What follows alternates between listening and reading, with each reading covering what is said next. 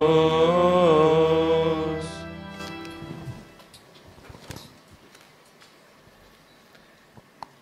pagi Romo, rekan-rekan frater, suster, Bapak, Ibu, dan teman-teman muda yang terkasih. Selamat pagi. Gimana kabarnya? Luar biasa ya. Perkenalkan mungkin baik saya memperkenalkan diri dulu. Nama saya Frater Ludo. Saya sekarang berada di tingkat akhir, belum diakon ya, belum diakon. Maka saya sebenarnya ketika diminta Romo Yus berkhotbah, saya ingin berkata, waktunya belum tiba Romo. Cuman pasti Romo Yus akan mengatakan dengan kata kunci, gaya lu. Surat rekomendasi lu ada di gua. Gitu.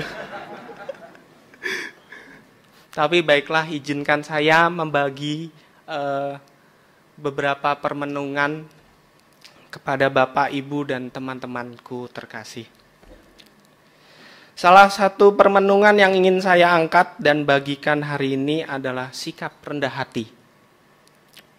Setiap di antara kita pasti memiliki bermacam-macam karunia.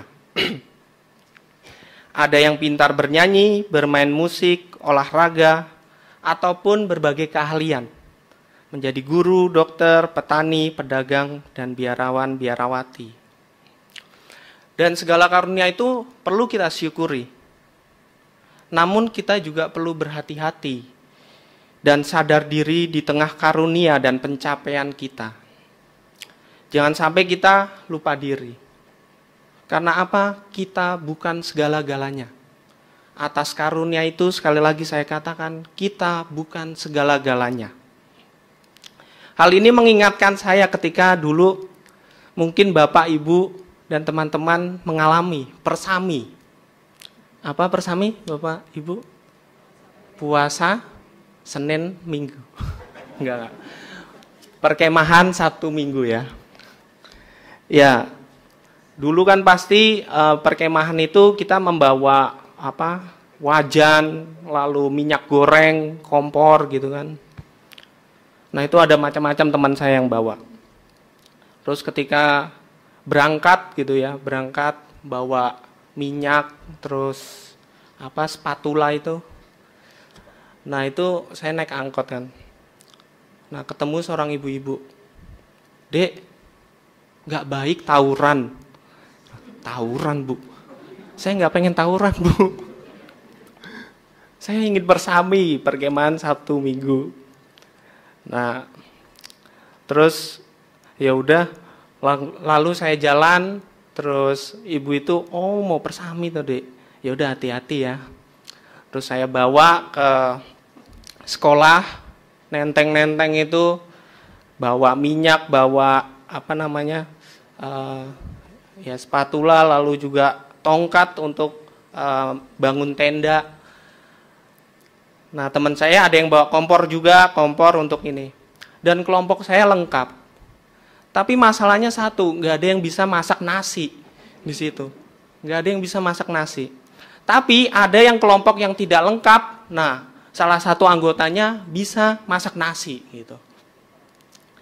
Nah maka mungkin pengalaman ini mengingatkan bahwa dengan mungkin karunia yang ada, yang kita miliki gitu. Yang saya ibaratkan dengan ya kita punya minyak, kita punya kompor, tapi kita bukan segala-galanya. Kita masih membutuhkan orang lain. Bahwa ada pepatah mengatakan, di atas langit masih ada langit, ya kan? Bukan planet ya. Jadi ya selalu ada yang lebih dan melampaui. Maka selain itu kita juga perlu sadar bahwa segala pencapaian atau kelangsungan hidup ini yang kita dapat sekarang ini bukanlah hasil usaha kita semata. Ada karunia-karunia lain yang juga menyertai, entah itu melalui bapak kita, ibu kita, teman-teman kita yang menyertai dan menopang. Maka hal ini dapat menjelaskan juga mengapa Tuhan Yesus mengingatkan kepada para tamu undangan tadi dalam bacaan Injil. Bahwa janganlah kamu mengejar kehormatan. Sebab kehormatan bukanlah sesuatu yang dapat ditentukan berdasarkan ukuran manusiawi. Karena setiap orang memiliki keistimewaan, kehormatan yang tidak dapat dibanding-bandingkan dengan karunia-karunia yang dimilikinya. Semua berjasa dan memiliki peran penting.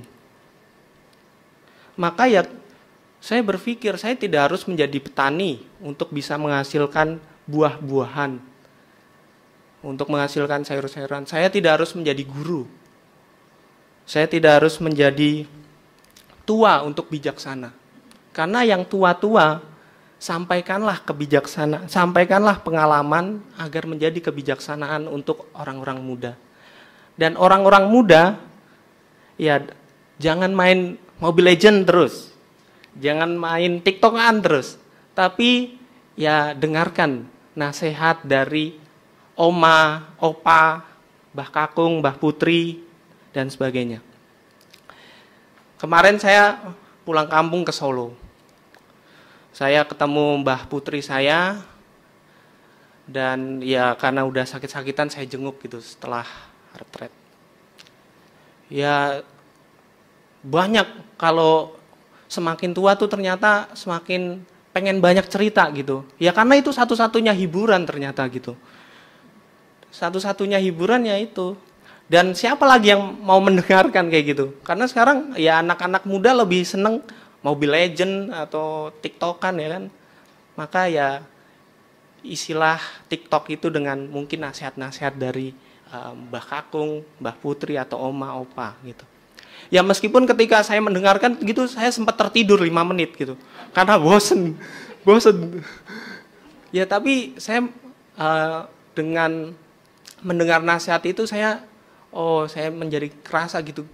Gimana semangat dia waktu muda membangun sekolah di sana dan sebagainya, menjadi guru di kampungnya, ya untuk kemajuan kampung itu. Maka ya romo-romo juga janganlah sombong karena tanpa umat gereja juga tidak akan berjalan gitu. Tanpa umat gereja tidak akan berjalan. Jadi semua mempunyai peran penting dengan karisma kita. Dan Tuhan bersabda bahwa, dan Tuhan Yesus mengingatkan bahwa kehormatan sejati justru didapatkan bukan karena kita berbangga diri itu. Tetapi bagaimana kita dapat membawa dan mempersembahkan karisma kita ini, yang kita miliki ini untuk kebaikan lingkungan sekitar. Tuhan bersabda seperti ini, apabila engkau mengadakan perjamuan, undanglah orang-orang miskin, orang-orang cacat, orang-orang lumpuh, orang-orang buta yang tidak dapat membalas kebaikanmu. Nah, karena mereka tidak mempunyai apa-apa untuk membalasnya kepadamu, nah kamu akan mendapat balasnya pada hari kebangkitan orang-orang benar. Itulah yang kita cari sebagai umat beriman. Kehormatan kita bukan kehormatan kita membanggakan diri, berhenti hanya membanggakan diri akan karunia, tapi bagaimana kita bisa membagikan kelebihan yang kita miliki ini. Dan hati-hati dengan kesombongan, karena kita bisa lupa diri akan nilai penting ini untuk berbagi. Kita lupa diri dari mana segala yang kita miliki sekarang ini, dan apa tujuan sejati yang ingin kita kejar sebenarnya. Itu bahaya kesombongan. Kesombongan justru mengarahkan kita pada kehormatan palsu. Ya kan, belum tentu kita mengejar kehormatan di jabatan itu benar-benar dihormati. Mungkin ya palsu itu para mungkin pegawainya dan sebagainya gitu. Tapi kita sebagai umat beriman yang paling penting, nah bagaimana kita bisa dengan jabatan, kekuasaan, membagikan apa yang telah dianugerahkan itu untuk sesama.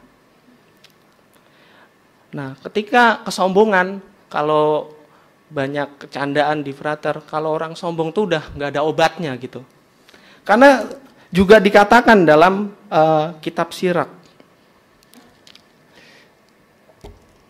Sebentar.